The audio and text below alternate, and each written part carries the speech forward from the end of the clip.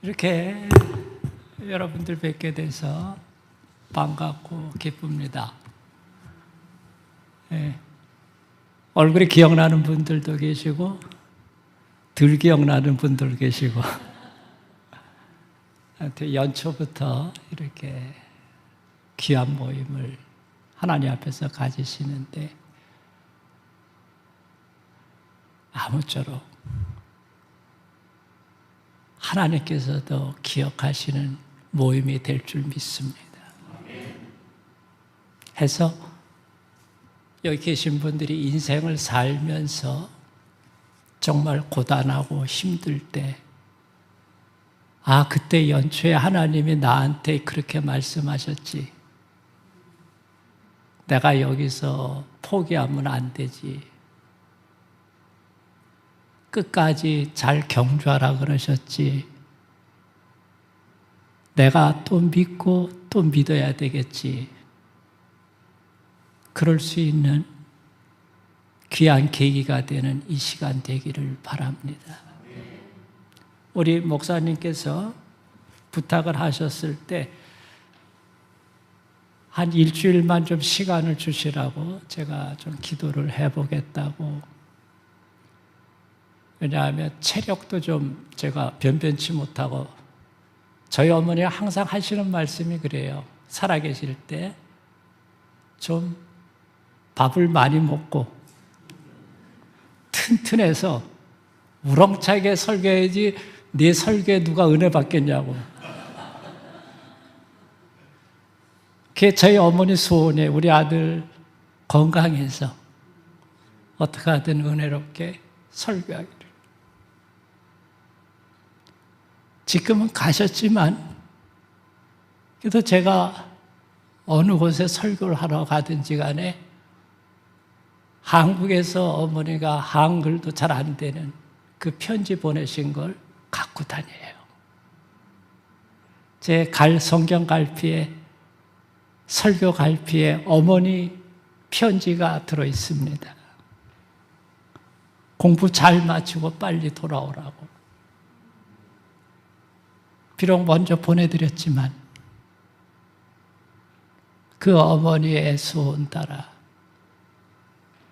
살은 못 쪘지만은 그래도 하나님의 말씀은 살았고 운동력이 있어 좌우의 날선 어떤 것보다 예리하여 홍과 영과 관절과 골수를 찔러 쪼개기까지 한다 그러셨는데 우리가 그 말씀 앞에 전하는 전하 여기 계신 분들이나 새롭게 되기를 먼저 예수 이름 받들어 축원합니다. 기도합니다. 하나님 아버지 감사합니다. 부족한 것 같습니다. 그렇기 때문에 하나님의 도움이 더욱더 절실히 필요합니다. 주의 귀한 백성들 희망을 가지고 왔습니다. 꼭 은혜 베풀어 주셔서 빈손으로 돌아가는 일 없도록 은혜 위에 은혜를 더하여 주시옵소서.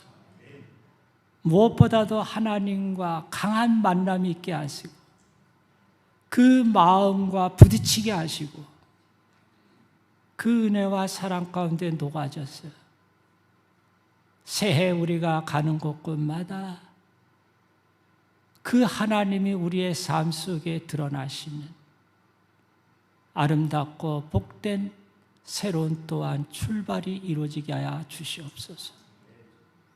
전지전능하시고 자비로우신 주님께 이 시간 우리 자신을 올려드립니다. 주께서 빚으사 주님의 형상을 이루소서. 예수의 이름 받들어 감사드리며 간절히 기도드리옵나이다. 아멘. 그래서 이번에 그 주제를 같이 기도하면서 생각할 때에 뭔가 우리 삶의 근본적인 정초, 토대를 다시금 새로 확인할 필요가 있지 않는가. 앞으로 남은 생애가 얼마나 될지 모르지만은 그 정초를 다시 확인하고 든든히 하고, 그래서 이전에 우리가 어떻게 살아왔는지 모르지만은 앞으로의 삶은 후회함이 없이 다시 산다 그래도 꼭 그렇게 살고만 싶은, 유감 없이 하나님 앞에서 귀한 시간과 공간을 사용하는 복된 인생이 되기를 바라는 마음에서 두 가지 주제를 잡았습니다.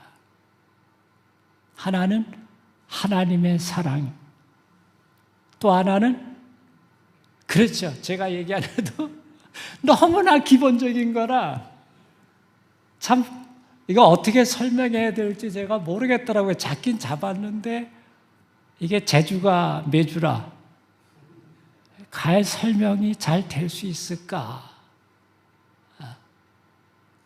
그냥 2, 3일 전부터 계속 하나님께 말씀드린 건 그거예요. 성경의 다른 부분은 제가 설명이 좀 되는데 하나님이 우리를, 나를 사랑하셨다는 것 설명은 되게 어렵다고. 한 제가 이걸 표현을 할 수 있을지 없을지 모르겠는데 제가 더 원하는 건 하나님이 직접 말씀해 주십시오. 하나님의 마음이 직접 주의 자녀들에게 부딪혀 주십시오. 그 이상 더 바랄 나위가 없습니다, 하나님. 오늘 도착해 와서도 참 귀한 집사님 댁에서 잘 쉬면서도 계속 그 기도예요. 하나님이 직접 만나 주십시오. 제가 표현한다고 해봤자 이게 뭘 얼마나 하겠습니까? 아까 우리 찬양에서도 보면 하늘을 두루마리 삼아도, 그렇죠? 그분도 그러고 그냥 뒤로 나자빠졌어요. 저는 나자빠지진 않겠지만은 어려운 것 같아요. 그래서 우리가 같이 말씀을 보시죠. 요한복음 3장 14절에서 16절. 예. 우리 같이 이 구절은 같이 우리 봉독하실까요? 시작. 모세가 광야에서 뱀을 든 것 같이 인자도 들려야 하리니 이는 그를 믿는 자마다 영생을 얻게 하려 하심이니라.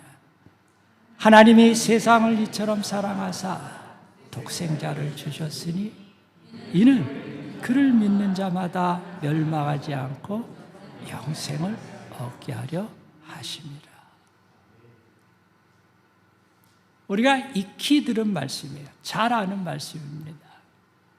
바로 이러한 그 말씀을 보면 하나님 분명히 우리를 사랑하신 건 분명한데 문제는 어떤 땐 느낄까 말까 하고 어떤 땐 못 느끼는 거예요. 지난 주일에도 워낙 그 사정이 어려운 형제 가정이라 주일날 오전에도 제가 따로 상담 시간을 마련해서 했는데 이 형제하고 대화한 게 그거였어요. 제가 이 형제 집안이 참 어려워요. 아내는 유방암 수술하고서 지금 회복하고 있고 자신은 심장이 문제가 돼서 앰뷸런스에 실려갖고 심폐소생술로 살아나고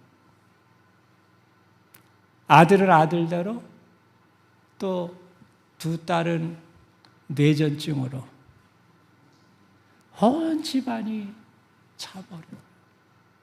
그렇기 때문에 제가 할 수 없이 원래 주일날까지 제가 딴 사람 상담을 할 마음은 없는데 한인교회 가기 전까지 그 시간 내갖고 지금 한 1, 2년 계속 상담을 하면서 풀어나가요. 그래서 그 형제 보고 한 얘기가 하나님을 믿으라고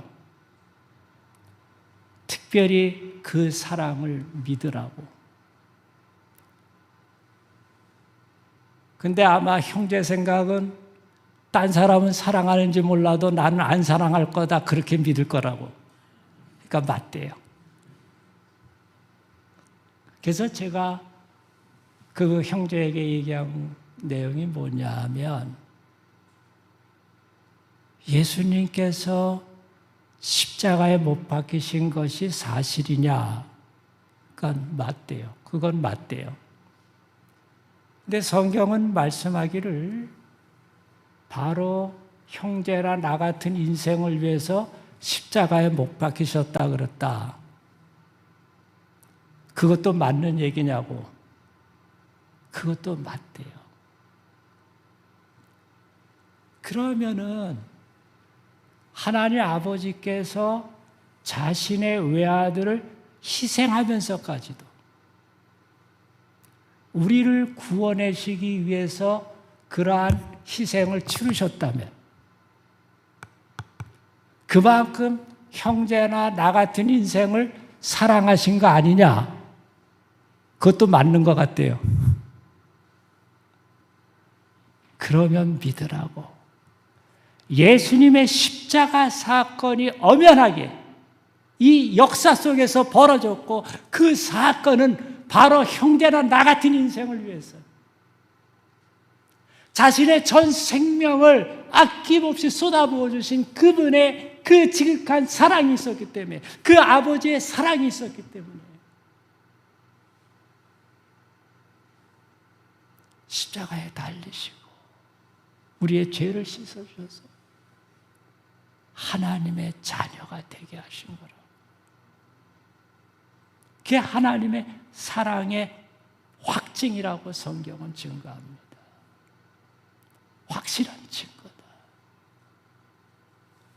해서 형제나 나나 인생의 어떤 땐 고단하고 피곤하고 삶의 의욕을 앗아가 버릴 그러한 일들이 부딪힐지 모르지만은 그때마다 예수님의 십자가를 바라보도록 하라고.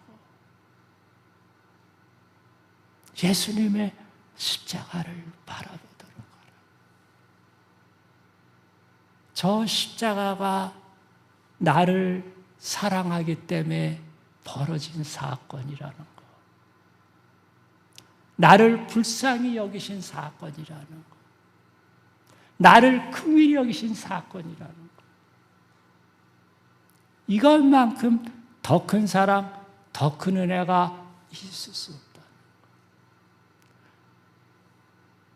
우리는 종종 그 생각합니다. 예수님이 십자가에 못 박혀서 우리가 구원을 받았긴 했는데 그게 별로 크게 느껴지지 않을 때가 있어요. 그 이유는 뭐냐 하면 도대체 어디로부터 구원받았는지를 모르는 거예요. 예를 들면 어떤 죄수가 감옥에 갇혔는데 어느 날 석방이 됐어요. 대통령 특사로. 근데 이분 생각은 한 두세 달 그냥 그 징역형 정도 받았다가 그게 면제된 걸로 알고 나온 사람하고, 그게 사실인지 아닌지 모르지만 어떤 분은 사형수인데 얼마 안 있으면 세상 끝날 수밖에 없는 상황인데 거기서 구출받은 거 하고, 자, 이 두 사람이 생각할 때 그 구출받은 것, 구원받은 것에 대해서 감사 감격이 같겠나요? 다르겠나요? 다를 수밖에 없어요. 같을 수가 없어요. 해서 우리가 그 사실을 명확히 마음에 새기지 못하고 있다면 종종 다시금 돌이켜봐야 됩니다. 내가 어떠한 곳에서부터 구원을 받은 건가? 어떠한 곳에서부터? 혹시 여기 계신 분들 가운데 그런 전도지를 보신 분이 있는지 모르겠어요. 새까만 이렇게 된 전도지인데 그 앞에 써 있어요. 원래 아마 영어로 돼 있었을 거예요. 너무 신기한 전도지인데 딱 한 문구가 있어요. 당신이 지옥에 가려면, 아주 섬뜩한 전도지. 시꺼먼 요만한데 그 앞에 당신이 지옥에 가려면, 이거 지옥에 가는데도 비법이 있는가 하고 그 다음에 열어보니까 뒤에 답이 나오는데 뭐라 그러냐면 그냥 그렇게 그대로 살면 잘 간다고, 갈 수 있다고. 그게 답이. 제가 그거 보면서 이게 뭔가. 근데 인간 인류의 운명이 그렇다는 겁니다. 인간의 운명이. 그냥 이 땅에 태어나서 그냥 살다가 가면은 자신이 지은 죄악 때문에 결국 하나님께서 온 우주에 공의를 펼칠 날이 와요. 이 땅에서도 갖고 우리 살면 그 전에 하나님이 계시다면 어떻게 이런 일이 벌어지는가? 억울하고 분통 터질 때 있죠? 여기 계신 분들 다 성자라서 다들 그냥 어떨 때 잠이 안 올 때가 있어요. 잠이 안 올 때가. 제가 밴댕이 소갈딱지라 그런지 몰라도 어떤 때 잠이 안 올 때가 있어요. 이리 뒤쳐 저리 뒤쳐 이걸 어떻게 해야 되나, 어떻게 생각해야 되나, 이런 일들을. 근데 어떤 때는 이 역사선상에서 하나님께서 그걸 해결해 주시기도 하는데 어떤 때는 그 인생이 끝날 때까지도 일이 정리가 안 되는 때가 있어요. 그래서 시편 기자가 그 문제를 갖고 고민을 하다가 도대체 악한 일 저지르고 그냥 멋대로 살고 하나님 두려운 줄 모르고 사는 그 사람이 먹기도 잘 먹고 부자이기도 하고 죽을 때도 고통이 없는 걸 보니까 그냥 정신이 헷갈리고. 그래서 하나님께 하소연하는 게 어떻게 이럴 수 있습니까? 하나님이 살아계시다면, 하나님이 정의 하나님이시라면 어떻게 이게 가능한 일입니까? 근데 그 시편 기자가 성전에 들어갈 때에 깨달았다는 말씀이 나와요. 그게 뭐냐면 하나님의 임재를 맛보니까, 성전에 들어가서 하나님을 맞닥뜨리니까는 시간계뿐만 아니라 영혼 세계가 한꺼번에 그 눈에서 열려버린 거예요. 그 세계가 열려버리니까 아이고, 이 사람이 이 시간계 속에서 잘 먹고 잘 사는지 모르지만은 마치 벼랑 끝에 살짝 걸쳐있는 그런 삶이었구나. 결국은 이 사람의 마지막 운명, 영원한 운명이 이렇게 되는 거네 하고 그게 보이고 나서 정리가 된 게 나와요. 이해하시죠? 해서 우리의 삶에 있어서 때로는 이해할 수 없는 일이 종종 있긴 해요. 그러나 적어도 하나님께서는 이 시간계에서 하나님의 정의를 때로는 보여주시고 또 때가 되면은 영혼계에서 총정리하는 때가 있어요. 반드시 있습니다. 그런데 그냥 이 땅에 태어나서 그냥 잘 먹고 잘 사는 것만 마음에 두고 살다가 지나가다 보면 어떻게 된다고요? 자신의 지은 죄악의 문제 때문에 피할 길 없는 심판을 겪게 되고 그 심판의 결과는 영원한 심판이에요. 영원한 형벌로 가요. 자, 그게 바로 여러분과 제가 있었던 자리입니다. 우리는 예수님 믿고 나니까 마음이 평안해서 다 잊어버려요. 개구리가 올챙이적 생각을 못하듯이 그냥 당연히 나는 평안하고 당연히 괜찮은 거야 이렇게 하는데 근본적으로 내가 어느 시절에 어떤 상황에서 구출받은 건지 구원받은 건지 이거를 다시금 되새길 때에 야, 끔찍하게도 위험할 뻔한 인생이었구나 하는 거. 끔찍하게도 참 비참할 수 있는 인생일 수 있다는 거. 이걸 우리가 봐야 됩니다. 해서 하나님 아버지께서 우리에게 그 외아들을 보내신 것은 나 같은 죄인을 위하여. 한번 쫓아해 보실까요? 나 같은 죄인을 위하여. 할렐루야. 나 같은 죄인. 어떤 분들은 그 말이 공감이 안 돼요. 내가 죄인일까?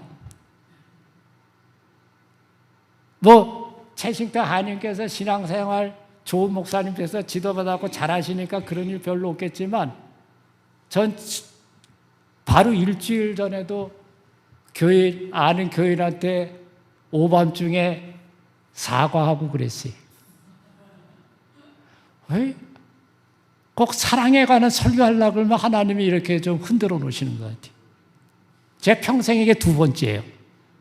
제 설교는 많이 했지만 77년도부터 지금까지 설교를 해왔어요. 근데 사랑에 관한 설교는 딱 두 번인 것 같아요. 한 번 했다가 그때도 한 번 된통 회개하고 그 다음에 이번에 모처럼 최신태 하나님께서 모처럼 저를 불러주시니까 너무 감사해서 이번에는 혹시 좀 되지 않을까 했는데 일주일 전에 브레이크가 또 걸리더라고요.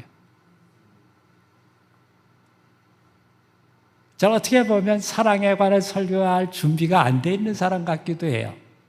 그래도 으득부득 하는 이유는 적어도 최신태 한인교회 성도들 수준은 저보다 나으려냐고 믿고 그리고 계속 붙들고 온 거예요, 이 본문을. 하나님 그래도 주셔야 되지 않습니까? 하나님 그래도 주셔야 되지 않습니까? 해서 하나님이 세상을 이처럼 사랑하사 할 때 이 세상에 있는 우리의 모습은 죄인의 모습이라는 거. 그냥 놔두면 어쩔 수 없이 소망도 앞으로 희망도 없이 살다가 떠나갈 인생이요.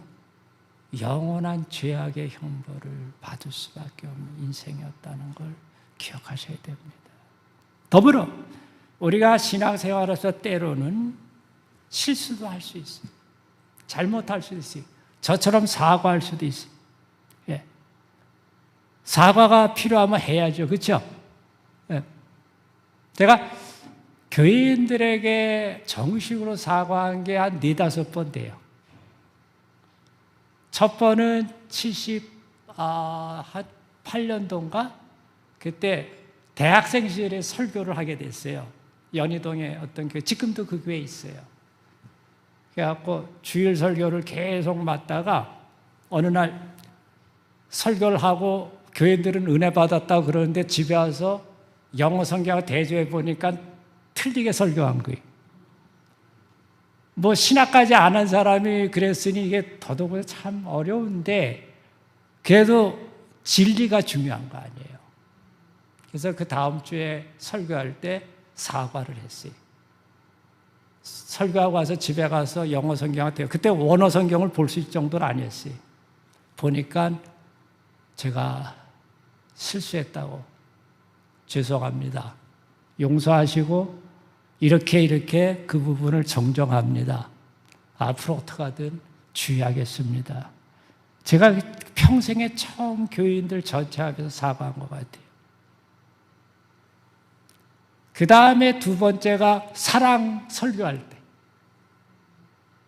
수요일날 주보에 제가 이제 부교육자이기 때문에 화곡동에 있을 때 사랑 그거 설교를 하는데 주보님이 나갔잖아요. 주일날. 근데 그 주가 그 교회 대신방 기간이에요. 구역이 많아갖고 하루에 10집 이상을 신방해야 돼요. 그리고 끝나면 구역 신방 보고서를 작성해갖고 담임 목사님 또 제출해야 돼요. 새벽 기도 나왔지. 그 다음에 가서 아침 먹고 정신없이 또 가방 메고 나와서 10집을 돌면서 참 신기해. 그 구역장하고 또 그 누구예요? 그 또 옆에 또 한 분 있잖아요. 예, 이분들이 계속 쫓아다녀. 그러니까 똑같은 설교를 못 해요. 이 집 가고 그 다음 집 갈 때까지 빨리 이게 돌아야 돼요. 아이고. 근데 감사하게 10집이나 10대집이 다 틀린 본문을 해요. 그러니까 옆에 쫓아오던 분도 끄떡끄떡 하더라고요. 똑같은 설교하면 안 할 텐데. 그러다가 어떤 구역에 한 분이 계속 늦추는 거예요. 자신 일이 있다고 좀 시간 바꿔달라고. 그냥 두세 번은 제가 그냥 받아들였는데 나중엔 이게 쥐어짜 맞추기 안 돼. 기간이 있잖아요. 그 신방이 끝날 기간이. 그분만 계속 바꾸면 딴 사람도 이거 바꾸는 게 여의치 않고. 그러다가 한 번 제가 화를 냈어요. 아니 구역장님 그쪽만 생각하면 어떡하시냐고. 지금 딴 집도 여기 해서 이게 다 맞춰야 되는데 또 담임 목사님께 보고를 해야 되는데 가능하면 좀 딱 픽스해 주시면 좋겠다고. 그리고 그 다음에 멋모르고 그 다음날 이제 설교를 준비하고 있는데 보니까 사랑이라는 제목이 평생에 잊지도 않은 그런 제목을 제가 주보에 내놓은 거예요. 와, 어쩌면 이럴 수 있지. 딴 설교면 좀 하겠는데 이건 도저히 못 하겠더라고요. 사랑이 없는 사람이 뭔 설교를 하겠어요. 사랑에 대해서 설명한다고 될 일이 아니잖아요, 이게. 그래갖고 두근반 세근반 하면서 전화를 한 거예요. 그분한테 사과하려고. 근데 안 받아. 그때 확 제 느낌이 오더라고요. 오, 하나님 또 이러시려고 그러십니까? 하고. 그 사람이 사과를 안 받으면 네가 전체 앞에서 아마 사과해야 될 거다. 이런 마음입니다. 그래갖고 설교 시작하기 10분 전에도 교회에서 전화를 걸었는데 안 받으시더라고요. 끔찍해요. 그래갖고 담임 목사님 딱 연로하신 분이 앉아 계시고 그 다음에 우리 곽종 사람 나와서 설교하시겠습니다 하고 하는데 이게 어떻게 해야 되나. 근데 그때 아무래도 설교가 중요한 게 아닌 것 같더라고요. 설교가. 하나님 앞에 내 자신이 지금 바르게 서야지. 설교만 해서 될 일이 아니지 않는가. 그래서 결국은 강단에 서서 말씀드렸어요. 자초지정을. 이번 주간에 이런 일이 있었는데 그 집사님이 여기 나오시면 좋겠고 혹시 못 나오셨다면 그 구역 식구들 전해주시라고.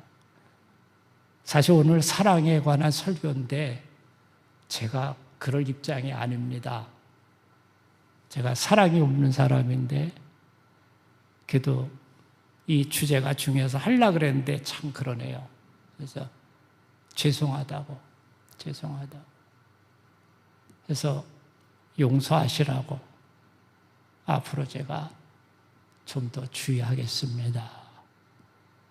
그게 제 두 번째 사과였던 것 같아요. 사랑이라는 게 참 어렵다 싶은. 분명히 예수님 저도 믿어요. 그렇죠? 거듭났어요. 그 사랑 알아요. 그런데 때로는 주변 사람들과 관계에 있어서 사랑이 아닌 딴 일이 자꾸 벌어질 때가 있어요. 원치 아니하게. 해서 이번에 우리가 같이 나눈 건 저 자신도 마찬가지지만 하나님의 사랑을 다시금 듬뿍 확인하고 또 하나님께 사랑을 표현하고 또 이웃에게 좀 더 사랑할 수 있게 되기를 예수 그리스도의 받들어 축원합니다. 참 그렇게 사과하고 설교하는데 그 다음날 새벽 기도 때 누군가 포스트잇에다가 적었더라고요. 베드로도 3번씩이나 예수님을 부인했는데 예수님이 용서하셨다고. 예수님 용서하시고 새로 쓰셨다고. 우리 전사님도 앞으로 예수님께서 용서하시고 새롭게 해주실 걸 믿는다고. 새벽 기도 끝나고 제 성경 갈피 누가 이렇게 딱 붙이고 갔는데 기도 끝나고 보니까 그걸 보면서 제 마음에 얼마나 감사한지 모르겠더라고요. 얼마나 감사한지. 해서 때로는 우리 주변 사람들이 좀 연약할 때가 있어요. 좀 사랑과 거리가 좀 멀 때가 있어요. 그때 너무 이상하다고 울지 마시고 가능하면 기회를 주세요. 하나님 앞에 돌이키고 새롭게 될 기회를 주세요. 그렇게 하면 내가 실수할 때도 하나님이 그러한 은혜를 주실 겁니다. 할렐루야. 내 평생에 실수란 없다 그런 분 있어요? 예? 내 인생 사전에는 실수란 없다는 분 있어요? 긍휼을 베푸는 자에게는 할렐루야 하나님이 긍휼을 베푸실 것이요 아멘. 필요합니다. 하나님께서 인간을 불쌍히 여기셔서 하나님께서 외아들을 보내셨다는 뜻은 인간의 몸을 입고 들어가게 하셨다는 의미를 내포합니다. 조물주이신 하나님께서 피조물인 인간의 모습, 특별히 로마서 8장 3절에 의하면은 죄 있는 육신의 모양으로 보내셨다고 그랬어요. 완전히 거룩하신 그분이, 완전히 깨끗하신 그분이 죄 있는 육신의 모양을 입고 온다는 건 참 수치스러운 일입니다. 어울리지 않는 일이에요. 기가 막힌 일입니다. 십자가 사건 이전에 이미 성육신은 예수님께서 자신을 희생하신 모습이에요. 자기를 비워 종의 형체를 입었다고. 그렇죠?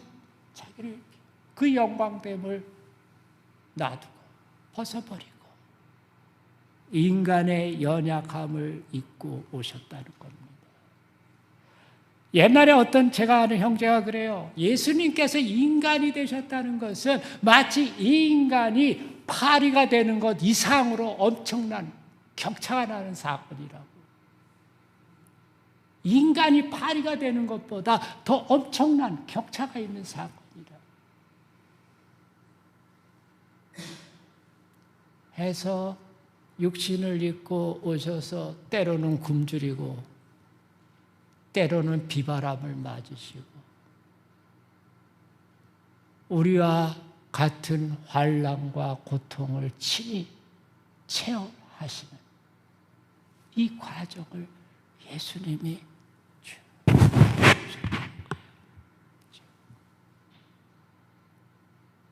그 자체가 귀한 희생의 일차죠. 그 두 번째로 중요한 것은 결국은 이 예수님께서 선한 일만 하시다가 십자가에 못 박혀서 물과 피를 흘려서 물과 피를 흘린 것은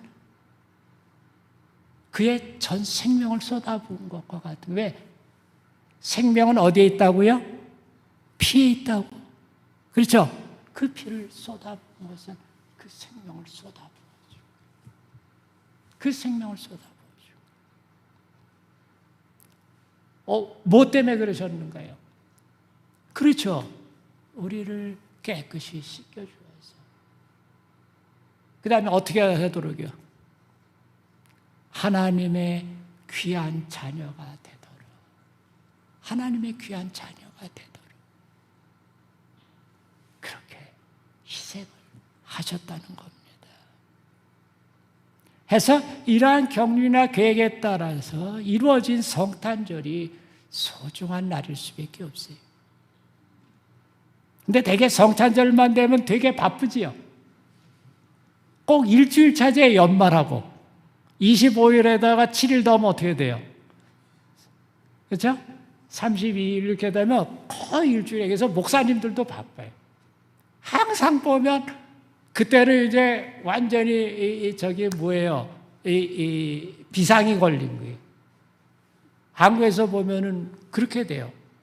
성탄절 준비해야 돼, 연말 연시 준비해야 돼, 또 연말 연시 기도 있잖아요. 송구영신 예배. 그거 해야 돼. 그 다음에 정초 설교 준비해야 돼. 설교도 많고 행사도 많아요. 그리고 1년치 모든 걸 다 정리할 것도 그때 다 해야 되고, 한국은 이제 12월 달에 하잖아요. 그러니까 성탄절이 어떻게 지나간지도 몰라요. 그게 너무 안타까운. 그래서 그러한 면에 대해서 우리가 한번 예수님의 이 성탄절에 대해서 어떤 분이 기도한 게 있어요. 잠깐 읽어드릴게요. 한번 생각해 보세요. 이 귀한 성탄에 여느 아이들은 꿈속에 산타를 기다리고, 뭇 어른들은 삶 속에 못다한 인사를 나누며, 하나님의 자녀들은 아기로우신 예수님께 경배드리며 기쁜 명절로 보냅니다. 그렇지만 이날이 명절이 될 만큼 예수님의 뼈아픈 희생이 없었더라면, 이날에 자신의 외아들을 죽음의 땅으로 보내야만 했던 아버지의 안타까움과 고통이 없었더라면, 그런 사정을 알면서도 마리아의 몸에 수태케 하신 성령님의 감내하시는 사역이 없었더라면, 우리의 오늘과 성탄은 결코 없었을 것입니다. 오 주님, 이 뜻깊은 성탄에 다시금 그 길로 오신 예수님의 마음을 깊이 기리게 하시고, 그렇게 보내야만 했던 아버지의 가슴에 귀 기울이게 하시며, 이런 안타까운 상황에서 꿋꿋이 그 격리를 이뤄나가신 성령님과 귀한 교통이 있게 하사 우리 죄인들을 위하여 기가 막힌 사연의 큰 일 이루신 성삼위 하나님께 온 마음으로 감사와 찬미드리며 그렇게 살아가게 하옵소서.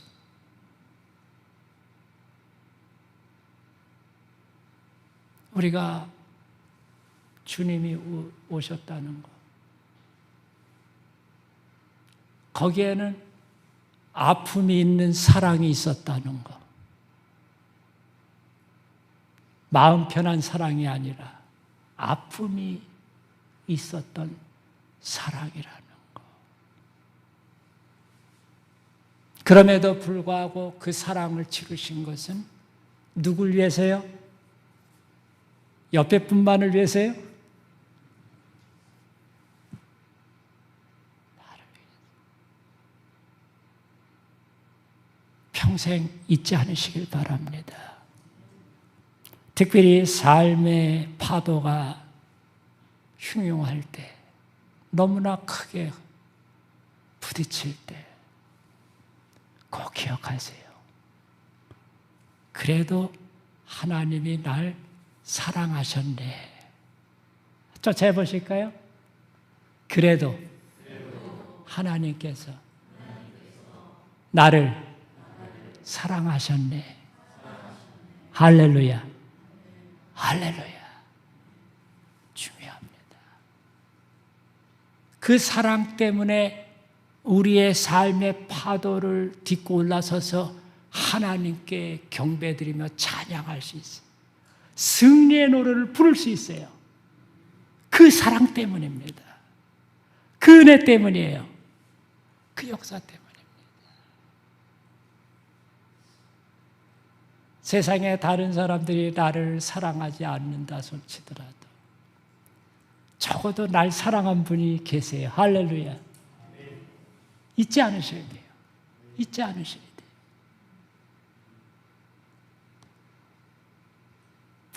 그래서 우리가 이 사랑을 기억할 때에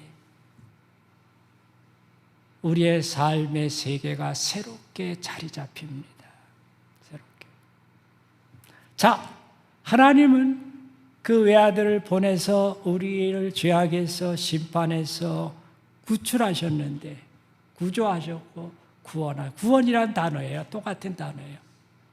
근데 너무 그 구원이란 단어를 곱아가서 쓰니까 너무 상투적으로 이해하셨기 때문에 구출이란 단어도 좋고 구조란 단어도 같은 거예요.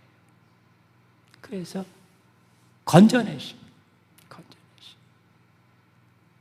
더불어서 하나님께서는 두 번째 돌보시는 사랑을 베푸신다는 거. 돌보시는 사랑, 돌보시는 사랑. 요한복음 10장 28절에서 29절. 예, 우리 목사님 감사합니다. 왜냐하면 시간도 좀 생각하고 해야 되기 때문에 아무리 신령 부흥회지만 예, 해서 조금 넘어갔어요. 같이 우리 교독하실게요.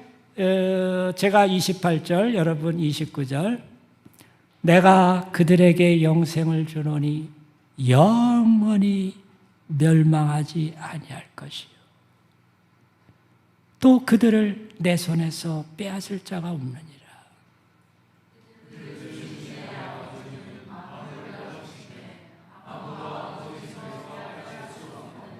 예, 이게 진리인가요? 이게 사실인가요? 세상의 파도가 나를 하나님의 아버지의 손에서 나를 씻겨나갈 수 있는가요? 없어요. 세상의 고통이 나를 하나님의 손바닥에서 벗어나게 할 수 있나요? 세상에서 내가 살다가 실패했을 때 그 실패가 내 인생을 망가뜨릴 수 있는가요? 없습니다. 아버지 손에서 빼앗을 것은 아무것도 이 땅에 없습니다. 하늘의 천사들, 잡된 영들도 결코 우리를 그렇게 빼앗아갈 수 있질 않아요. 빼앗아갈 줄 알아요. 그들을 주신 내 아버지는 만물보다 크심에 아무도 내 인생에 이해할 수 없는 그 사건마저도 도저히 납득할 수 없는 인생에 벌어진 그 일 때문에 내 인생이 참 너무나 고통스럽고 괴로움이 있을 수 있는데 그것마저도 아버지의 손에서 나를 빼앗을 수 있나요, 없나요? 없습니다. 없습니다. 이걸 기억하셔야 돼요. 때로는 어떤 한 사건이 내 인생 전부를 다 핥히고 간 것 같은 느낌이 있을 때가 있어요. 완전히 내 인생을 다 몰수해버리고 간 것 같은 그런 참 기가 막힌 사건을 겪을 때가 있어요. 그러나 그때도 기억하셔야 됩니다. 예수님의 아버지 손에서 나를 빼앗을 수 없다. 할렐루야. 할렐루야. 그래야 그 다음날 해가 또 떠요. 그렇지 않고 거기서 포기해버리시면 그 다음날 해도 못 보고 그냥 그러면 안 되죠. 하나님 그렇게 해서 빨리 오는 거 기뻐하지 않으세요? 어렵지만 조금 더 용기를 갖고 살아라. 힘을 내라. 너희가 세상에서 환난을 당하나 담대하라. 내가 세상을 이겨노라. 할렐루야. 너희가 세상에서 환난을 당하나 담대하라. 담대하라. 내가 세상을 이겨노라. 예수님이 직접 하시는 그런 말씀하셨어요. 왜? 예수님 보시기에도 참 고생이 많거든요. 가시와 엉겅퀴가 나는 이 세상에서 어떤 땐 찔리고 상하고 멍들고 어떤 땐 주저앉고 어쩔 수 없는 일들을 보고 있다. 그런데 예수님께서는 담대하라고. 내가 세상을 이겼나라는 것은 예수님께서 호의호식하면서 편한 데서 사시다가 이겼다는 의미가 아니에요. 예수님도 생명의 위협을 여러 번 느끼고, 그렇죠? 어떤 때 사람들이 밀쳐서 죽이려고 그랬기도 했잖아요. 낭떠러지에서 밀어버리고. 이 사람 저 사람이 편찮은 말 해놓고. 그런데도 그걸 이겨나가고 끝까지 십자가의 길을 가셨던 거예요. 거기에 흔들리지 않고. 그래, 너희들은 그런지 모르지만 내가 하나님 앞에서, 아버지 앞에서 가야 할 길을 나는 가련다. 내가 하나님 앞에서, 하나님 아버지 앞에서 내가 가야 할 길을 나는 가련다. 거기에 내가 개의치 않고 아버지 손에서 빼앗을 자가 없다는 거 아셔야 돼요. 자, 이사야 49장 15, 16절 잘 아시는 구절일 텐데 제가 읽어드릴게요. 여인이 어찌 그 젖먹는 자식을 잊겠으며 자기 태에서 난 아들을 긍휼히 여기지 않겠느냐. 그들은 혹시 잊을지라도 나는 너를 잊지 아니할 것이라. 옛날에 일본에서 초등학교에 그 시험이 있었다 그래요. 근데 시험에서 어린애들이죠. 그래갖고 다음 4가지 중에 어떤 게 없으면 사람이 못 사는지 그걸 체크하라. 그래서 인간에게 없어서는 안 될 게 뭔지. 근데 몇 가지 4개 중에 이제 2가지가 특이한 게 나왔는데 하나는 공기, 또 하나는 엄마예요. 되게 이상하게 이제 됐는데 그 출제한 분 의도는 뭐일 것 같아요? 네? 네, 공기를 답으로 이제 해줄 걸 기대했는데 의외로 애들이 엄마의 체크했대. 아이 눈치 없는 녀석들 정말. 그래서 선생들이 왜 한 거야? 이게 도대체 얘네들이 공기가 없어서 살 수 있다는 얘기가 엄마만 있으면 어떻게 이렇게 답을 내지? 근데 이게 많이 나오니까 그래갖고 선생님들 상의하다가 인간이 공기만으로 사는 건 아니다. 엄마의 정으로. 그래갖고 같이 답을 줬대요. 점수를. 일리 있는 거예요. 하나님께서 인간에게 주신 모종, 부정, 그것이 인간을 자라게 하고 성인이 되게 하고 그래서 또한 다음 세대를 키우는 일꾼이 되게 합니다. 엄청나게 중요한 걸 하나님께서 인간에게 주셨어요. 하나님 그걸 아시기 때문에 여인이 어찌 그 젖먹는 자식을 잊겠느냐 그러신 거예요. 내가 그렇게 창조했는데 잊을 수 없을 정도로. 그게 모종인데. 그런데 자기 태에서 난 아들을 긍휼히 않게 했느냐 그러시면서 하시면서 그런데 그들은 혹시 잊을지라도 엄청난 사건이 벌어질 때는 어떤 때는 예외적인 일들이 벌어질 수 있다는 거예요. 예외적인 일들이. 기가 막힌 일들이. 설사 그러한 상황이 벌어질지라도 나는 누구를 잊지 않을 것이라고요. 누구를? 예, 이름을 집어넣어 보세요. 나는 누구를? 확실해요? 확실합니까? 아멘. 나는 우송이를 잊지 않을 것이다. 가끔 네가 교인들 앞에서 사과할지 모르지만 뭐 밑 빠진 독이라 그래도 할 수 없고 뭐해도 할 수 없지만 그래도 나는 너를 기억하고 얼마나 감사해요. 에? 얼마나 감사해요. 그 다음에 보세요. 16절에 내가 너를 내 손바닥에 새겼고 해서 보라 이렇게 되는데 원문에 보라라는 말이 들어가 있어요. 왜 우리말에 이걸 뺀지 모르겠어요. 강조하시는 겁니다. 하나님께서. 보라. 내가 너를 내 손바닥에 새겼고. 자, 너가 누구시라고요?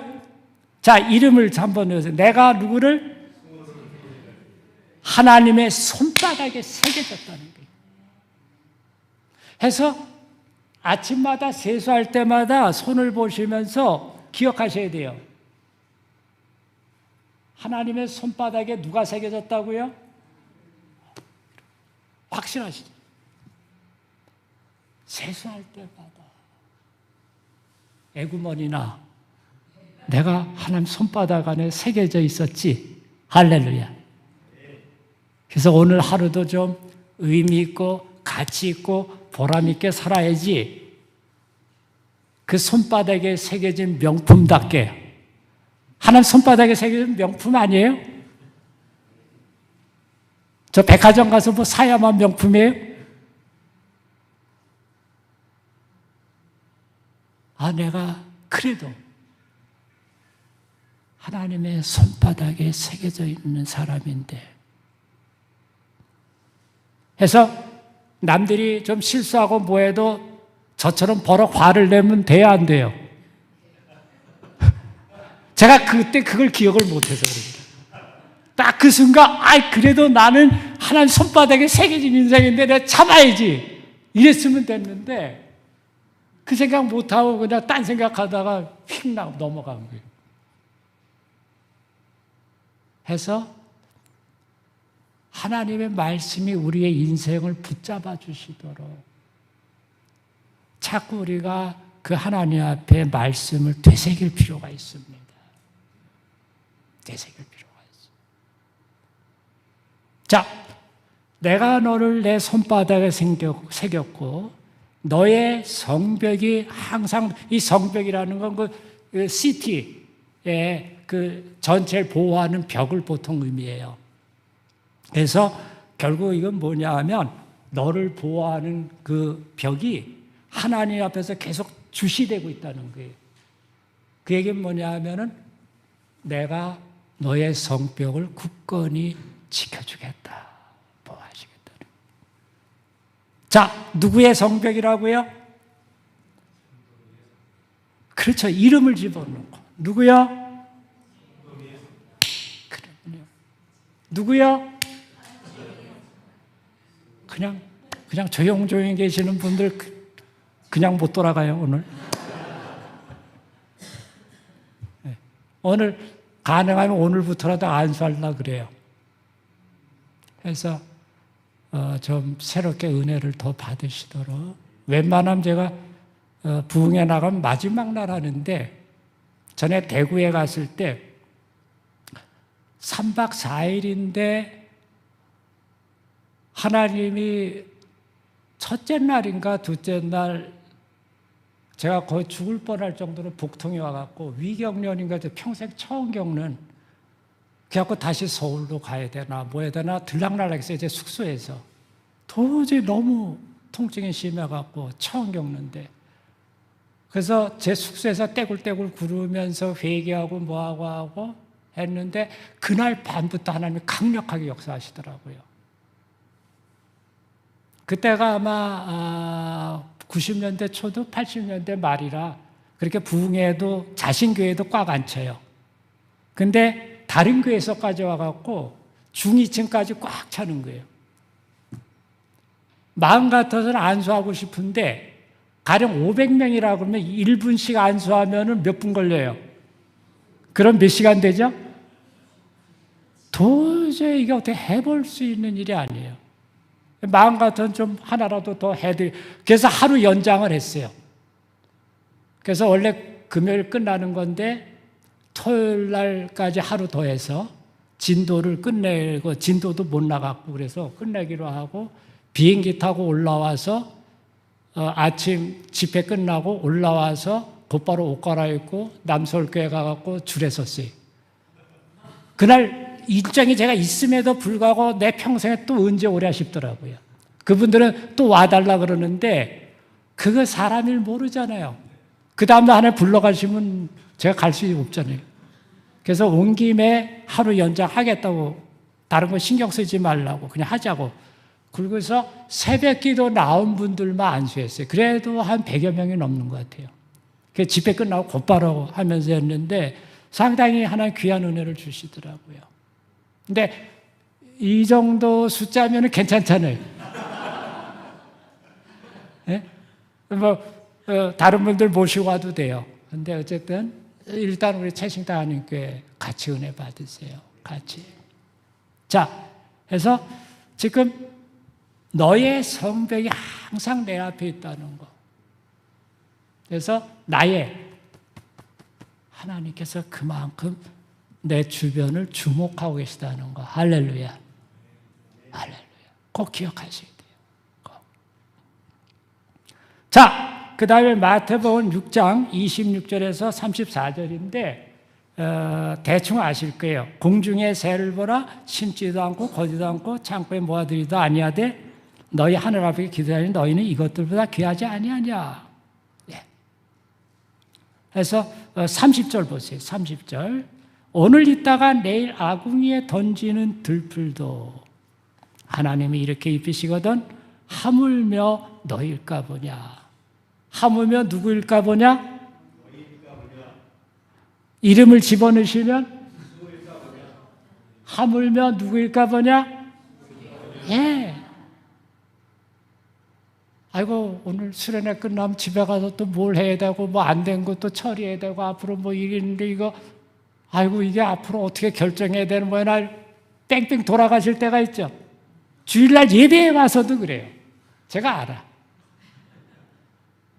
어떤 때는 가스불을 끄고 왔나 안 끄고 왔나 이 생각도 들고.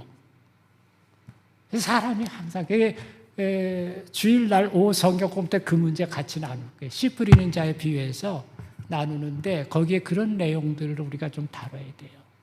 어쨌든 근심 걱정이 많은데 하나님이 우리에게 알려주시는 건 너희가 하나님의 자녀이기 때문에 공중의 새도 먹이시고 들의 백화도 입혀주시는데 하물며 기억하세요. 하물며 하나님의 자녀인 나를 됐나요? 하나님의 백성인 나를 확실하게 하세요. 확실하게. 이러한 믿음을 확실히 가질 때 하나님이 기쁘세요. 기뻐하세요. 히브리서 11장 6절은 그렇게 증거합니다. 믿음이 없이는 기쁘시게 못하나니 하나님께 나아간 자는 반드시 그가 계신 것과 또한 그가 자기를 찾는 자들에게 상 주시는 이심을 믿어야 할지니 그분이 계시다는 걸 당연히 믿어야 되고요. 더불어서 그분이 그분 앞에만 나아가면 무조건 상을 주시기 원하시는 분이라는 걸 믿어야 누가 기뻐하신다고요? 그걸 하나님이 기뻐하신다고 되어 있어요. 그거를. 염치가 없지만 하나님이 나에게 상 주신다 그랬다. 그렇게 믿어야 기뻐하신다는 거예요. 네. 그렇죠? 염치 따질 일이 아니에요, 지금. 이해하시죠? 그걸 하나님이 기뻐하신다는데 그거를 이해하세요? 그걸 기뻐하신다는 거예요, 그걸. 넓적넓적 그냥 와갖고, 안 주시나요? 주신다고 해서 왔는데, 그러고 있는 사람을 기뻐하신다는 게 쉽게 얘기하면. 이해하시죠? 그게 하나님의 기쁨이에요, 그게. 그래서 자녀됨이라는 게 뭔가? 자녀됨이라는 게. 이걸 마음에 새기셔야 돼요. 이 말씀과 관계해서 재미있는 간증이 있는데, 시간상 간략히 제가 말씀드리고요. 그때가 아마 81년, 80년 그 대학원에서 그때 일반 대학원에서 공부하고 있을 때인데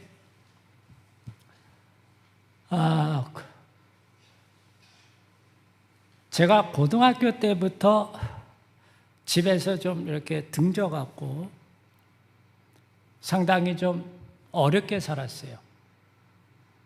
그래서 그때부터 학교에 갈 때 그저 차비밖에 없이 그냥 그렇게 살았습니다. 고등학교, 대학교. 저도 고집이 세갖고 제가 사과하고 저 좀 봐주세요 그러면 되는데 제 얼굴 보면 알잖아요. 이렇게 그럴 사람인가.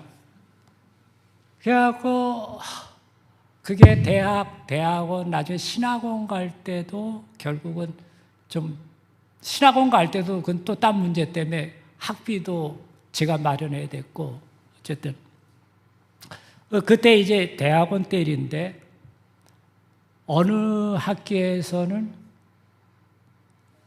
등록금을 준비를 못했어요. 어느 학년이 됐을 때.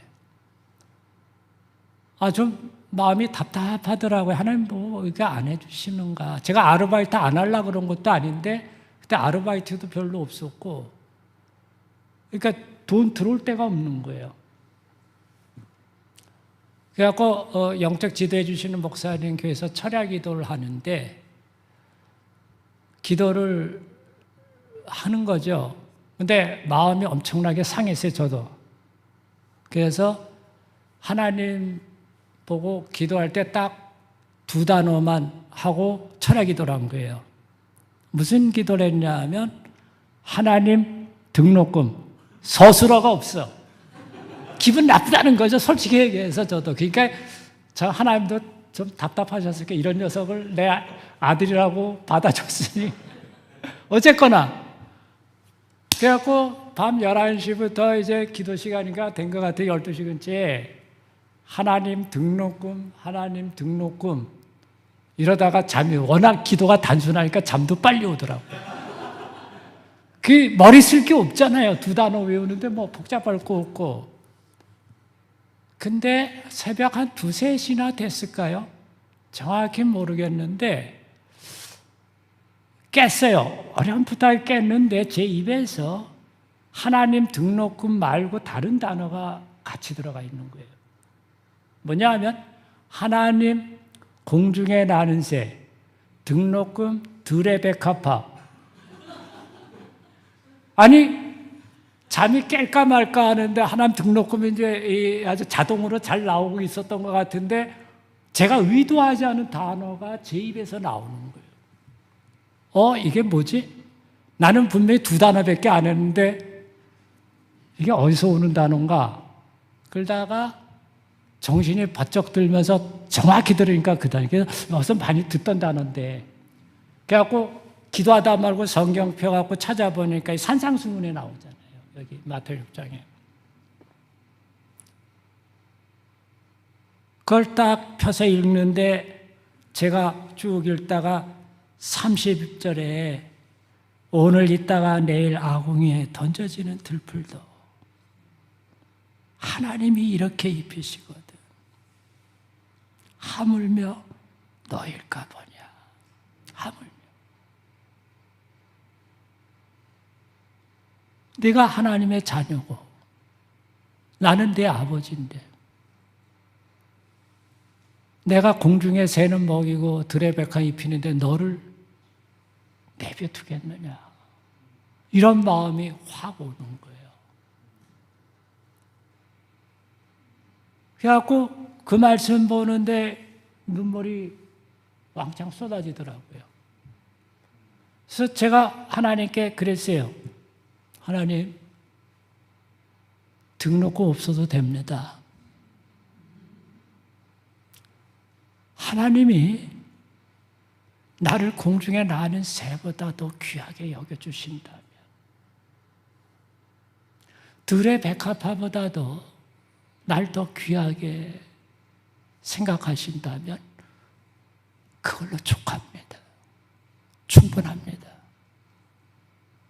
제가 뭔 더 욕심 부리겠습니까? 됐습니다. 그리고 코를 디롱대롱 골고 잤어요. 더 이상 기도할 이유가 없더라고요. 하나님 등록금 하면서 밤새울 이유가 없고 그 다음날 이제 갔더니만 조게 되는 선배가 부르더라고요. 우성아, 잠깐 와보라고. 그래서, 드디어 이제 쫓겨나나 보다. 예. 갔더니만은 이분 얘기가 참 이해할 수 없는 일이 벌어졌는데, 너한테 장학금이 2개가 연결됐다. 그래서 이게 국립대학이라 하나씩밖에 원래 원칙이 하나밖에 안 되는데 너한테 이상하게 돼버렸다는 거예요. 왜 이렇게 된지 모르겠대요. 근데 저는 알 것 같더라고요. 그러면서 이분 얘기가, 야, 이거 하나를, 이게 다시 되돌리기가 행정상 너무 복잡하대요. 그래서 2개를 받고, 사인해서 2 받고, 하나를 남주면 어떻겠냐. 그래서 그러시라. 어차피 나는 이제 쫓겨날 생각하고 온 사람인데 뭘 바라겠어요. 자, 그 다음부터 저는 가끔 새를 볼 때에 이 말씀을 생각해요. 가끔 들의 풀꽃들을 볼 때 이 말씀을 생각합니다.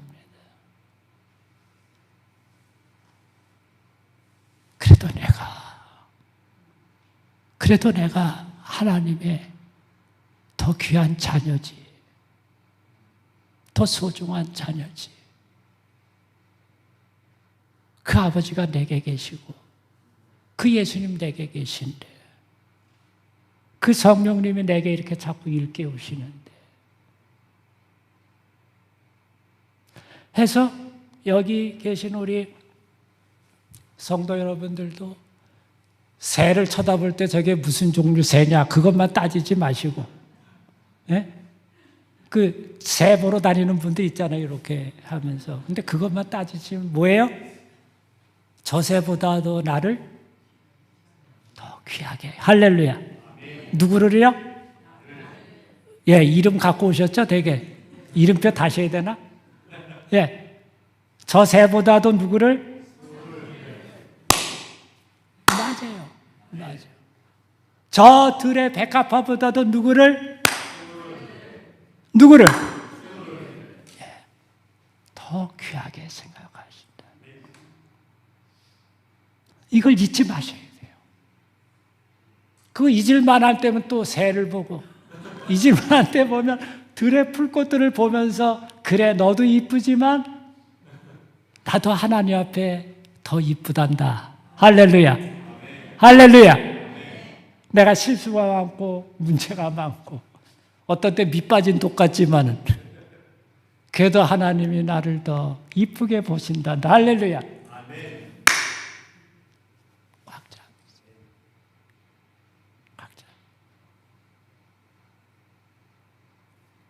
하물며 너희일까 보냐.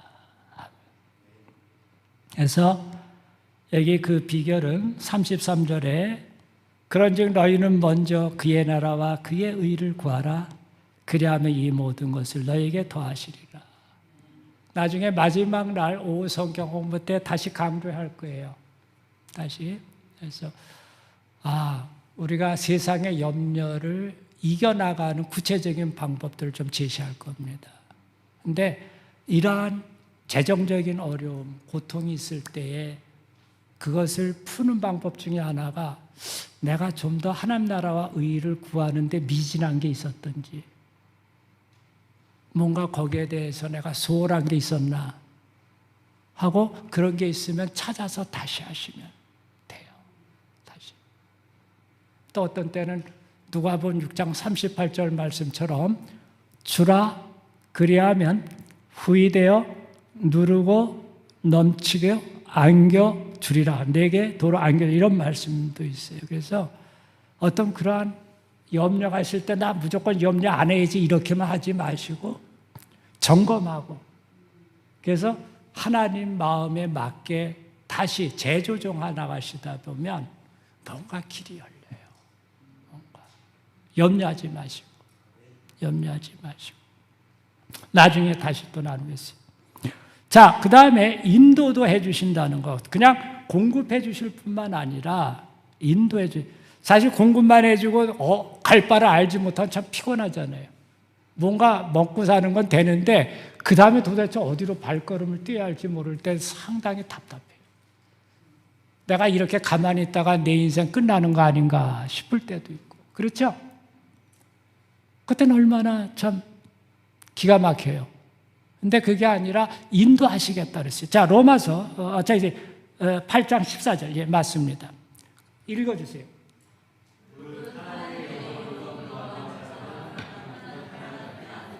예, 맞아요. 저는 이 말씀 볼 때부터 참 신기하게 생각해요.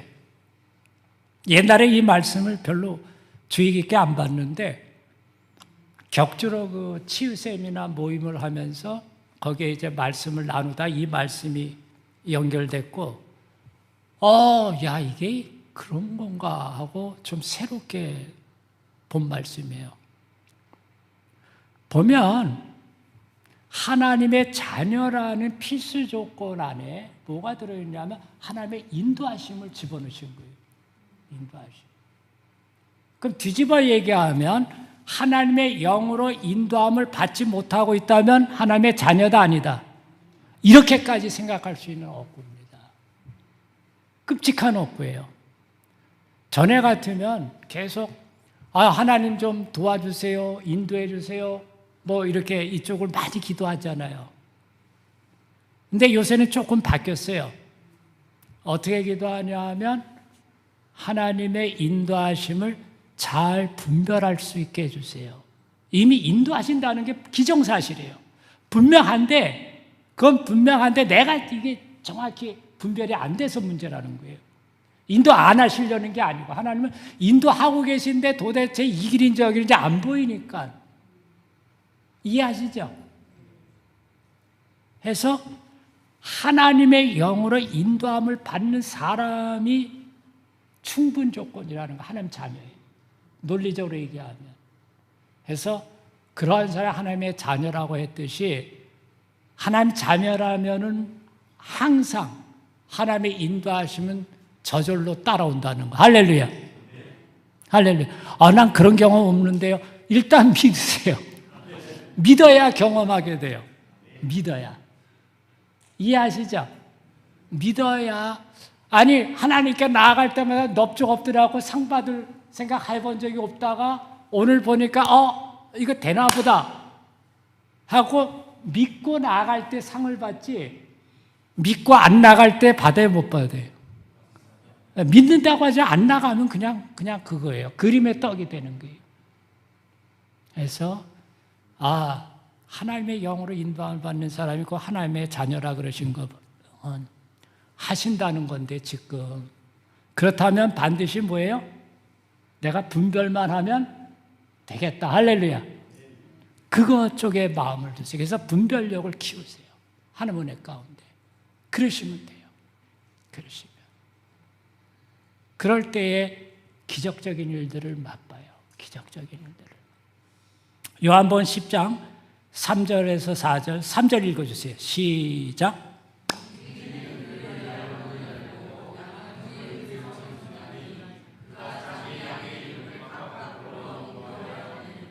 예, 제가 4절 볼게요. 자기 양을 다 내어놓은 후에 앞서가며 양들이 그의 음성을 아는 거로 따라오되 앞서가면 다 좋아요. 해서 그 우리에서 인도하여 내실 뿐만 아니라 누가 앞서가신다고요? 목자 대신 예수님께서. 해서 앞길이 안 보일 때 꼭 마음의 그림처럼 잡으세요.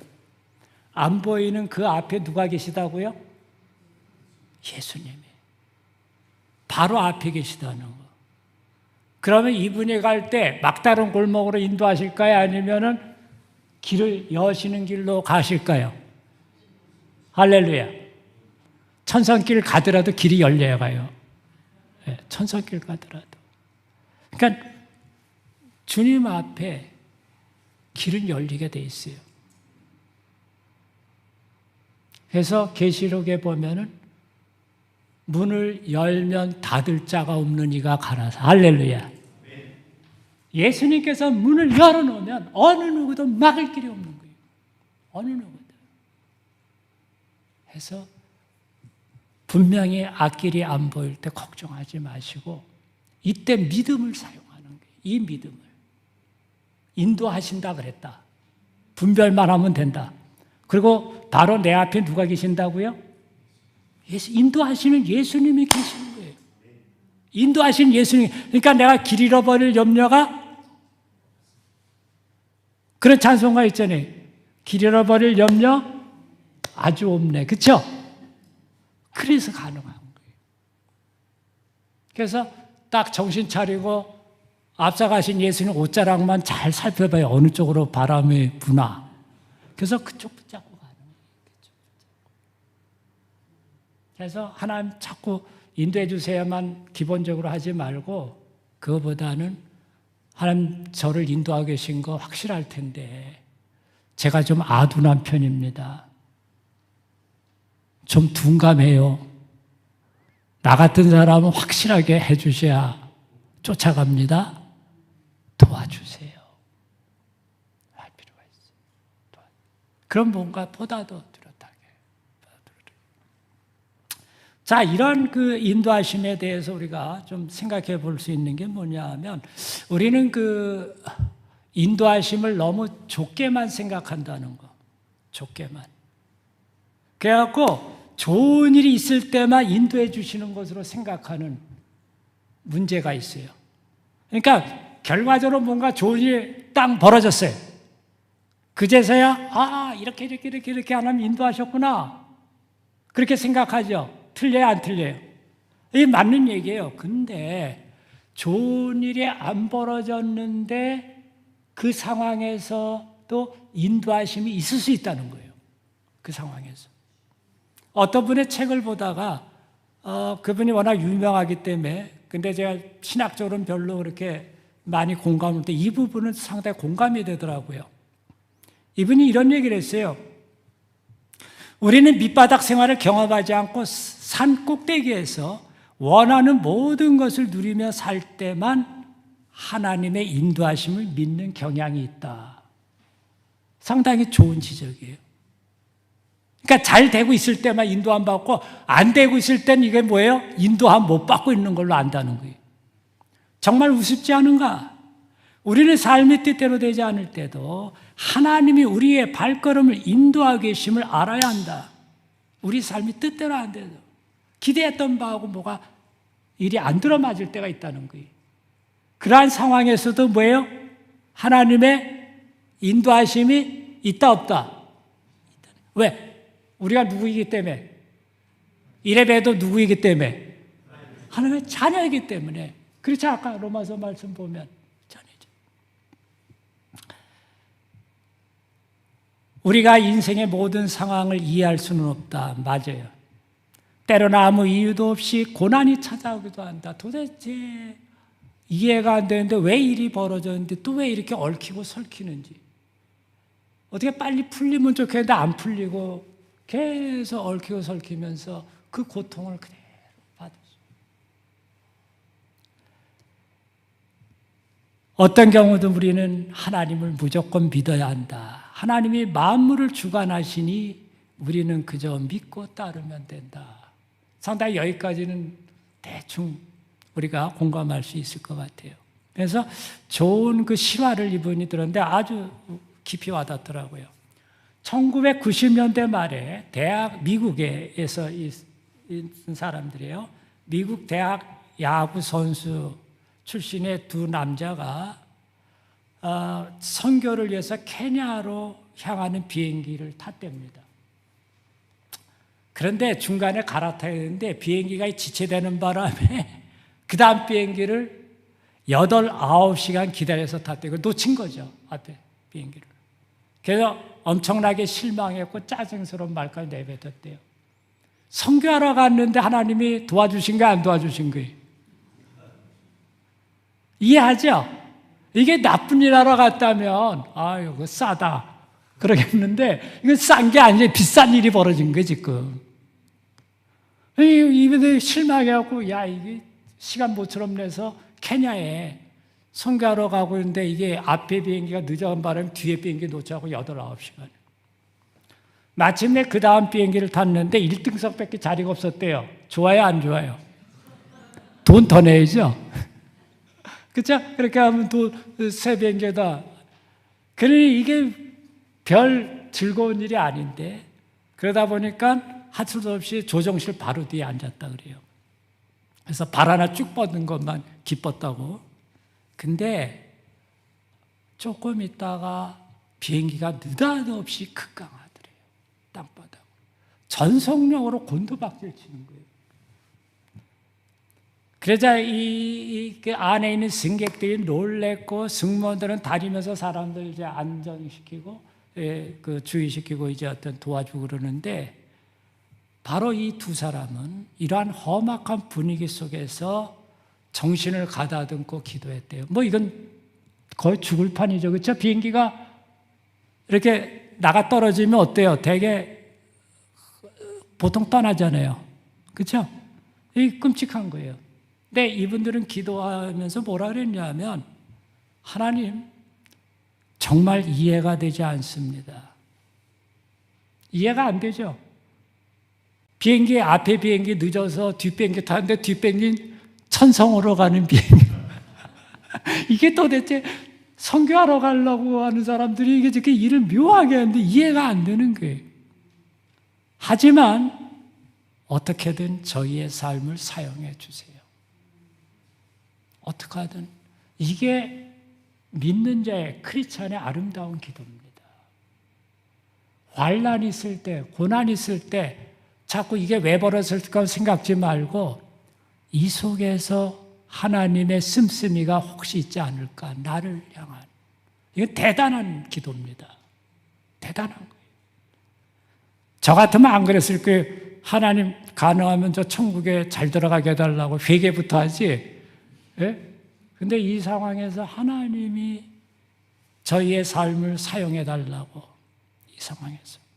그러자 문득 조종실에서 다투는 소리가 들렸고 승무원이 조종실 문을 열자 이렇게 빡 보이는데 2m 10cm 되는 거구의 사내가 그 조종실에 들어가고 조종사하고 싸우면서, 조종사 둘하고 싸우면서 조종대를 차지하려고 그런 바람에 이 비행기가 이렇게 정신없이 됐고요. 그걸 보자마자 어떻게 했어요? 이 야구 선수였던 이 사람들이 둘이서 후다닥 뛰어들어 꽉 잡아갖고 이 조종사 둘이서는 해결이 안 되는 정도의 거구인데 이 둘이 가고 딱 잡아갖고 그래갖고 그냥 땅바닥에 엎드려 버린 거예요.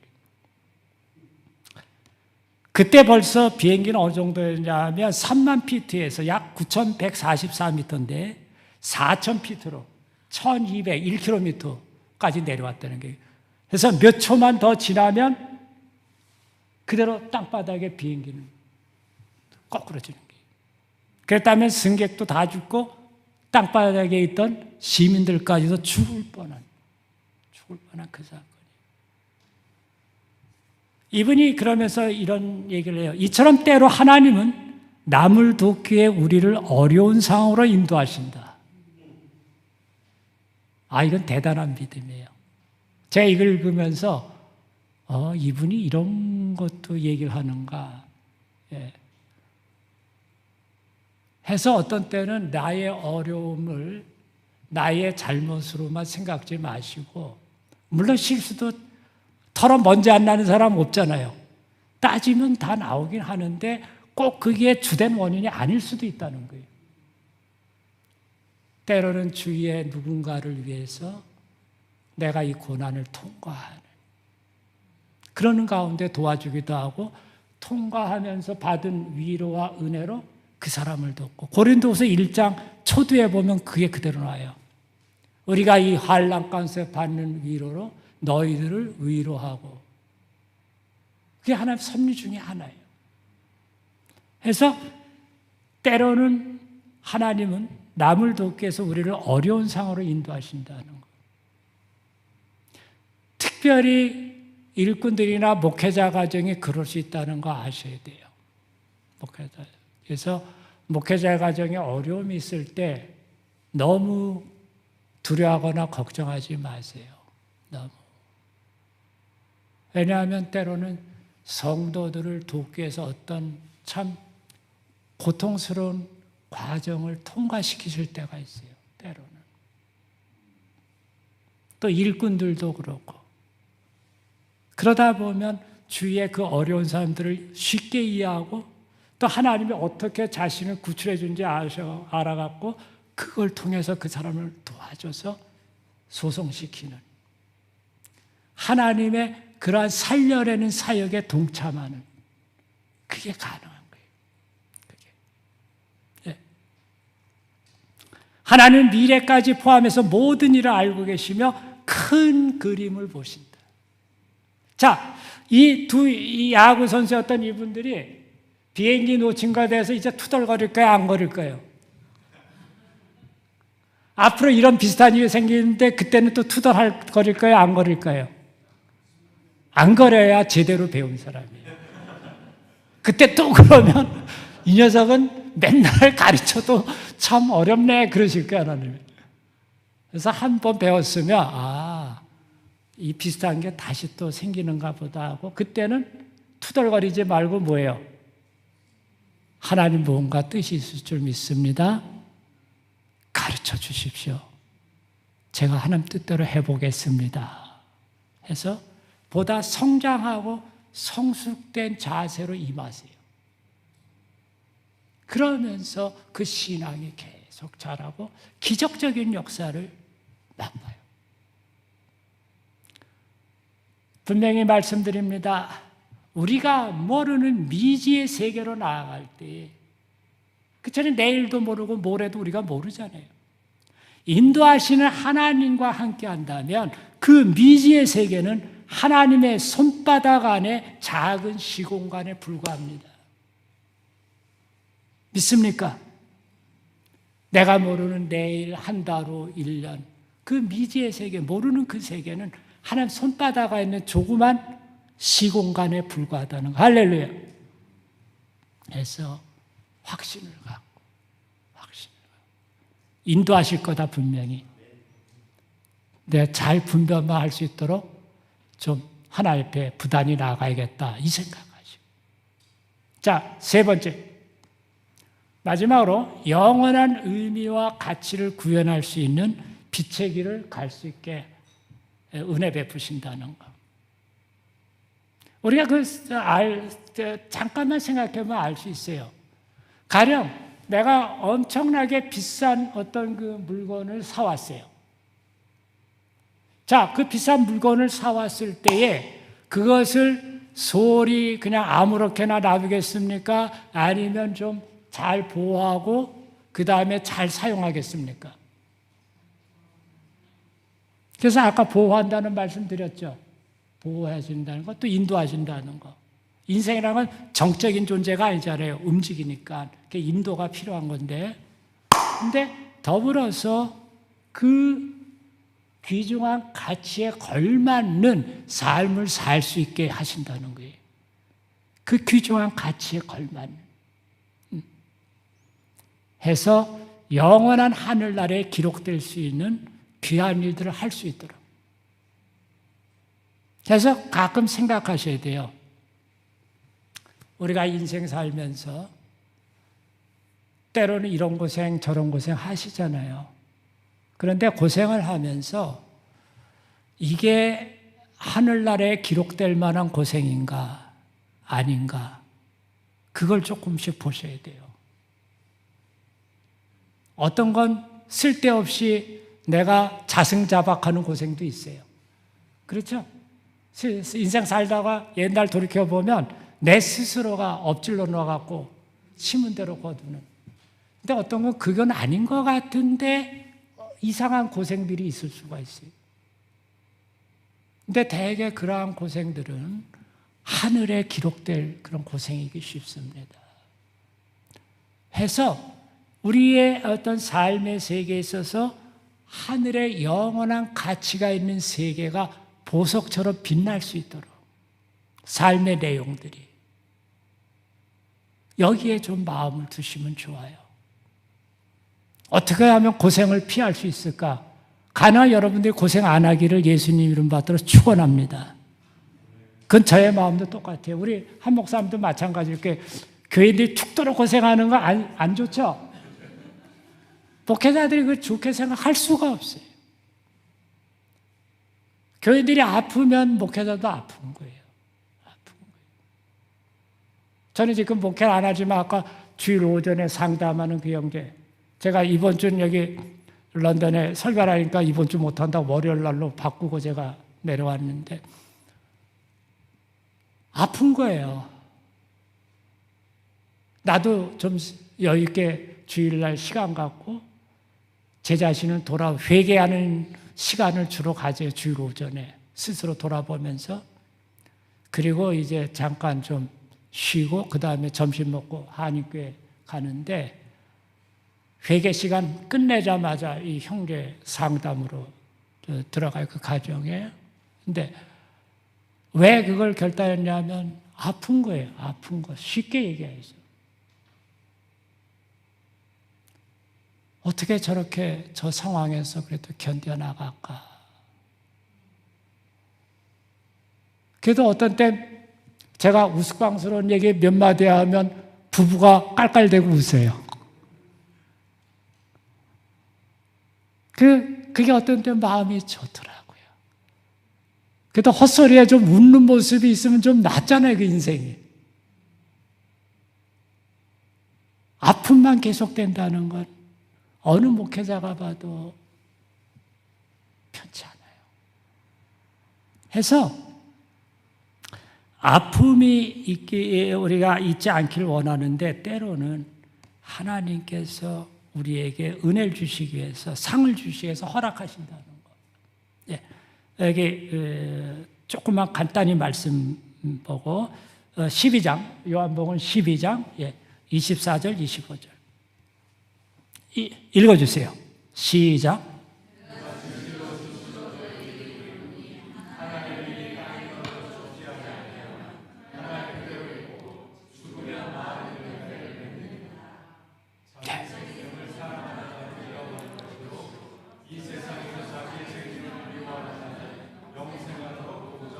아멘, 아멘.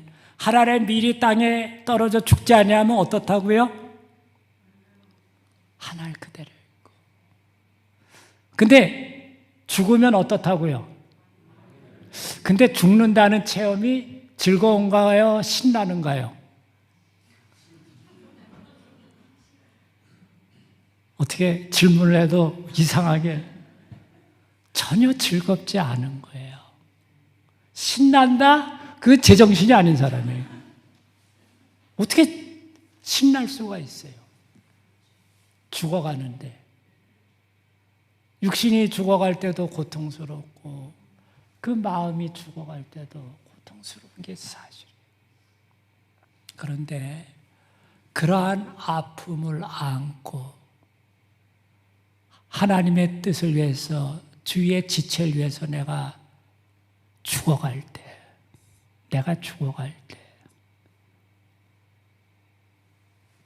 하나님이 약속하시기를 많은 열매를 맺게 해주시겠다. 할렐루야.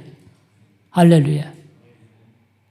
그러니까 우리가 가정에서나 교회에서 애로점 중에 하나가 안 죽으려고 되게 애를 쓰기 때문에 이게 어려운 거예요. 왜 내가 죽어? 거기가 죽어야지. 그렇죠? 때로는 그냥 일반 예수님과 무관한 사람들의 생각식으로 우리가 우리의 삶을 해석하고 방향을 잡을 때가 있어요. 그거는 잘못된 길입니다. 뭔가 내가 좀 더 죽어야겠다 싶으면 하나님의 은혜인 줄 아시길 예수님 이름 받들어 축원합니다. 아시겠어요? 옆 사람 꾹꾹 치면서 야, 너 죽으래. 나 말고 너만. 이러지 마시고 내가. 왜? 많은 열매를 맺게 해주시기 위해서예요. 내가 미워서가 아니에요. 아까도 얘기했잖아요. 공중에 나는 새보다 나를 귀하게 하시고 들의 백합화보다도 나를 소중히 여기시는데 굳이 왜 죽으라 그러실까? 뻔뻔히 잘 살아있으라 그러지 않고. 이유는 사랑만 받을 뿐만 아니라 나중에 열매도 많이 맺어서 영원한 하늘나라 올 때 어떻게 해요? 그 상급을 풍성히, 이 땅에서도 어떤 때는 갚아주신다 그랬어요. 이 땅에서도. 그래서 그 나라에서도 뿐만 아니라, 그 세계에서 뿐만 아니라 이 땅에서 어떤 때는 받게 돼 있어요. 이걸 기억하시고, 고린도전서 3장 6절에서 15절까지 교독하시죠. 빨리 정리하고 오늘 마치겠습니다. 고린도전서 3장 6절부터 제가 먼저 읽을게요. 나는 심었고 아볼로는 물을 주었으되 오직 하나님께서 자라나게 하셨나니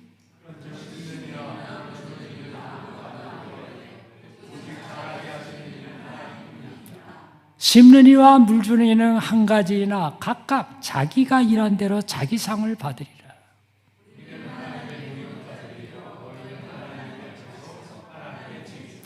내게 주신 하나님의 은혜를 따라 내가 지혜로운 건축자와 같이 터를 닦아두매 다른 이가 그 위에 세우나 그러나 각각 어떻게 그 위에 세울까를 조심할지니라.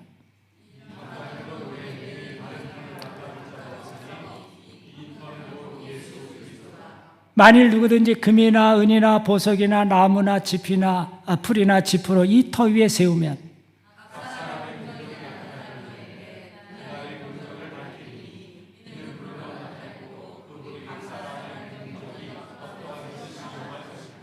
만일 누구든지 그 위에 세운 공적이 그대로 있으면 상을 받고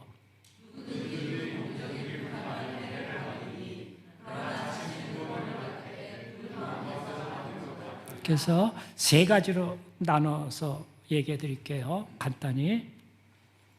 신앙생활을 출발하잖아요.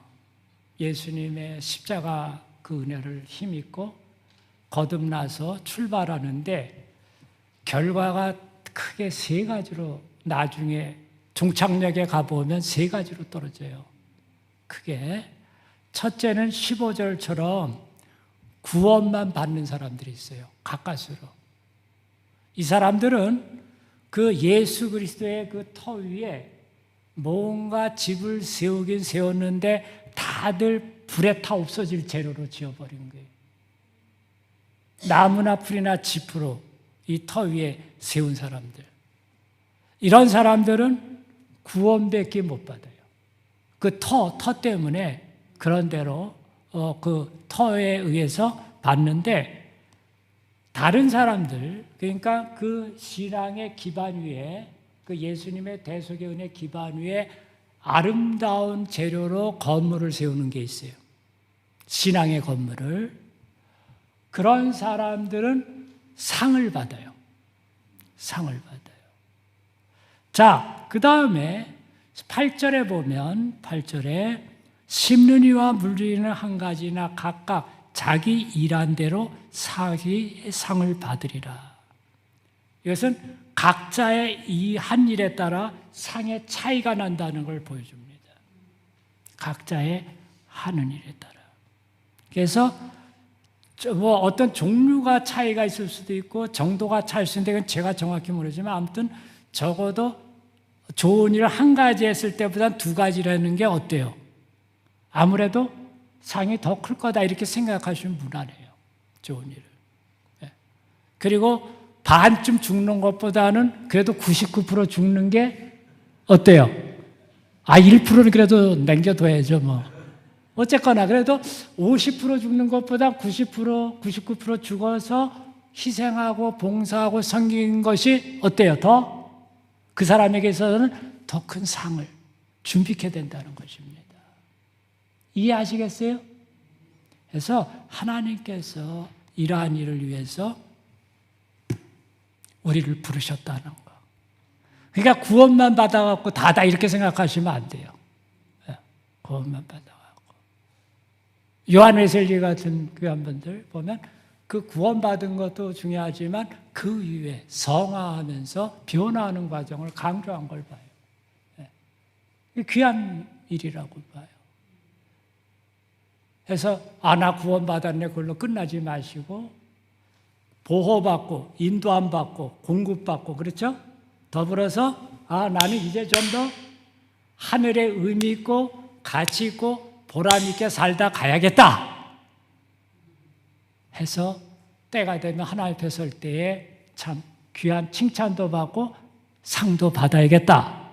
바울도 그랬어요. 앞에 있는 상을 위해서 열심히 달려가겠다. 이 시간 같이 기도합니다. 오늘 제일 중요한 것은 하나님이 나를 사랑하신다는 것. 그걸 좀 이 시간 하나님께 간절히 좀 같이 기도하면 좋겠어요. 그래서 그걸 좀 보다 더 확실하게 믿고 의식하고 느끼고 살아갈 수 있도록. 그 다음에 뭐 공급받는 거, 보호받는 거, 인도받는 거, 그 다음에 자연스럽게 쫓아와요. 상 받고. 그래서 이 세계가 좀 분명해지도록 이 새해, 또 남은 생에 새롭게 이러한 면들이 확실하게 되도록 이제 합심해서 기도합시다.